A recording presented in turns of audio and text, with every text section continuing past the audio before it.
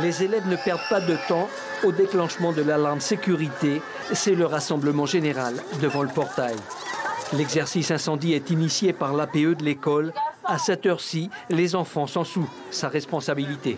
On découvre, parce qu'il faut savoir que pour la première fois, c'est un peu la panique pour nous. D'abord parce qu'on doit s'assurer que les enfants soient tous évacués. Et j'espère qu'ils sont tous là aussi. Pour ce faire, l'association des parents d'élèves a dû investir dans du matériel comme les chasubles, les porte-voix et autres plots.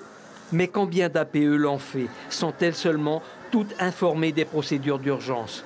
Venu en voisin, ce président d'APE avoue son impuissance. On se retrouve dans les mêmes difficultés puisque l'APE que je préside rencontre ces difficultés avec du personnel non formé, non compétent, qui ne sait pas où évacuer les enfants à l'heure du déjeuner, puisque c'est l'APE de Paoufey qui gère la cantine scolaire au moment du déjeuner.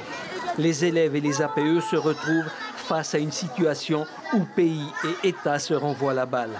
Le code métropolitain de l'éducation n'a pas été étendu à la Polynésie.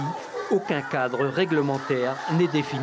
Cette situation existe de manière historique chez Papeete et en fait on se rend compte que c'est un manque de volonté politique puisqu'il va falloir évidemment, si on devait mettre en place les dispositions du code de l'éducation de métropole, il faudrait que les communes mettent du personnel à la disposition des écoles pour gérer les enfants durant le temps périscolaire, ce qui incomberait évidemment à leur budget de fonctionnement.